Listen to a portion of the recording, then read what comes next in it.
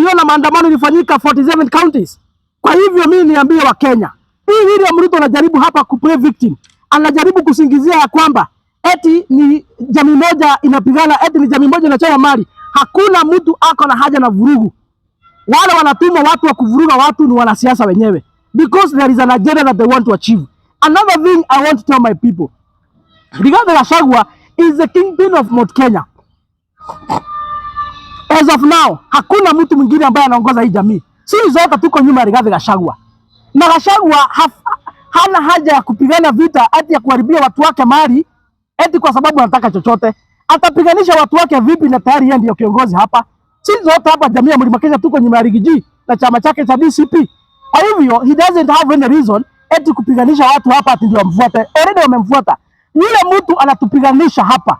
Ndivyo tutawanyike. Tuchukie Rigathi Gachagua. It is William Ruto himself and his members of parliament, wale ambao wanaunga mkono hiyo side yake. Because juzi kumefanyika polls hapa Mlima Kenya, William Ruto ako na 2%. William Ruto ako na 2% hapa, umaarufu wake hapa Mlima Kenya ni 2%.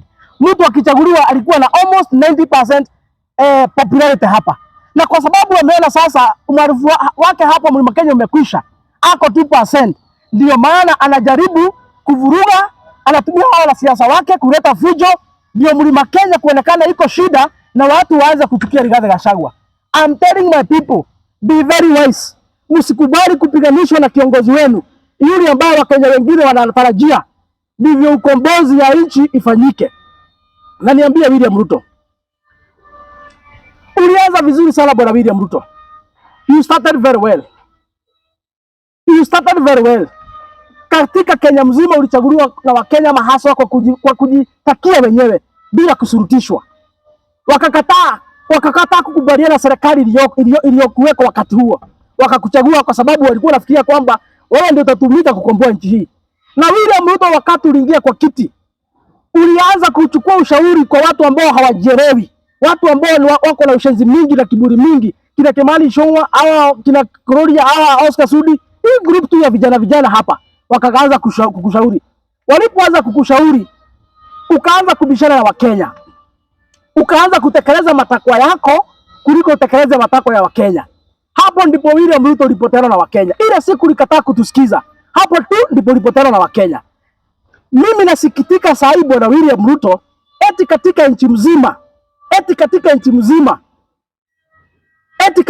mzima umaarufu yako polls zikifanywa uko na only 9%. Only 9% Kenya mzima. Mtu alikuwa na almost 70% katika Kenya mzima. Eti sasa bwana William Ruto hata shetani mwenyewe ako na maarufu kukushinda.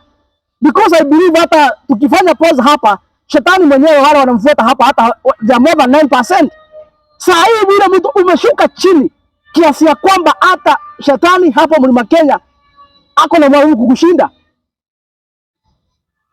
Ask yourself these questions. Ni wapi ulipotea njia? Ni wapi mambo iliharibikia?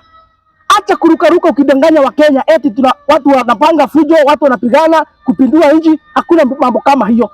Sisi tunataka uchaguzi. Na mimi hatuwezi taka serikali ichukuliwe katika mlango wa nyuma. Because in case that happens, we would be setting a very bad precedent as a country. Hakuna mtu anaweza taka tuende katika hiyo barabara. Hakuna mtu ambaye ako na kichwa mzuri anaweza taka tuende katika hiyo barabara. Sisi tunashabikia katiba, tunashabikia sheria, na tungetaka uchaguzi ufanywe katika njia ya haki 2027 bwana William Ruto. Hiyo ndio tungetaka.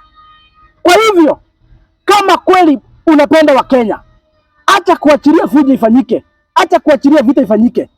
Lakini the steps that we are taking, you are behaving as if unafuata mtu kama Gloria ama mtu kama Ichung'wah ama mtu kama Oscar Sudi.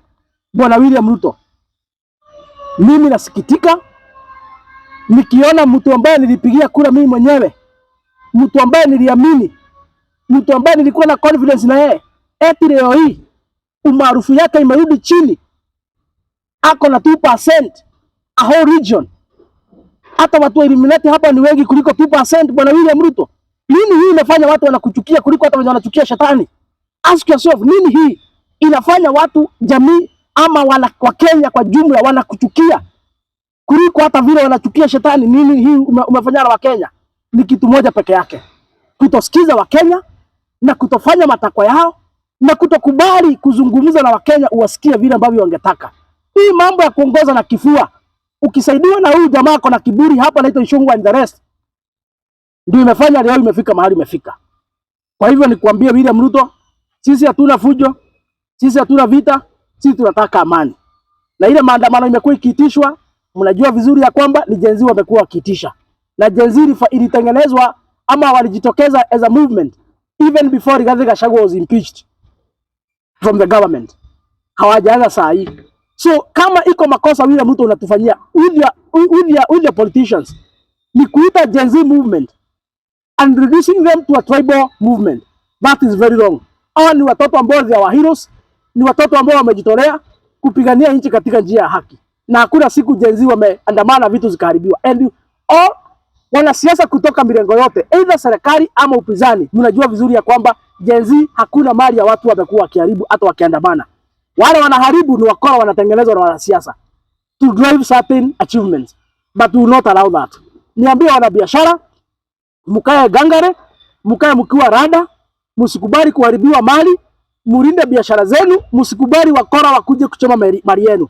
Tafadhali wanabiashara mshikane kwa pamoja. Hata kama mnafunga, mnahakikisha kwamba mmelinda biashara zenu, sababu hapo tu ndipo mahali ambapo mnapata riziki yenu. Na niambie wanasiasa, hata nyinyi muache mchezo na muache ujinga. Ni aibu sana kutumwa wakora waende wakachomea mtu mwingine biashara, mahali ambapo analisha watoto wake, mahali ambapo anapata ajira. Ni aibu zaidi. Na kama wewe ni mwanasiasa na uko hapo na umehusika katika njia moja ama nyingine kutuma goons waende wakachome mali ya watu, ujue wewe hata Mungu atakuja kulipisa kisasi. Ujue hata wewe na watoto wako na jamii yenu Mungu atakuja kulipisa kisasi. Na yale yote unafanyia maskini, Mungu atahakikisha kwamba imekurudia wakati ufaao. Ni hayo tu kwa leo. Mungu awabariki, Mungu awalinde, na tuweke amani katika nchi yetu ya Kenya. Asanteni sana. Kupitia demokrasia, kupitia debe, kupitia uchaguzi. Kwa hivyo niambia William Ruto, acha kupiganisha Wakenya ukiambia maneno ambayo si ya kweli. Acha kupiganisha Wakenya ukiwaambia maneno ambayo hayapo. Rigathi Gachagua, Kalonzo Musyoka, Eugene Wamalwa, Fred Matiang'i, Martha Karua, ile mpango wako naye. Kwa sababu mimi najua na keti katika ile meza saa nyingine na karibia napata habari. Ile mpango wako naye ni kupanga kuchukua serikali kupitia debe, waokoe Kenya kutoka ile shimo ambao wewe mwenyewe umetuingiza. Na ndio maana wako na vyema, ndio maana wako katika harakati ya kutengeneza kitu ambayo inaitwa coalition.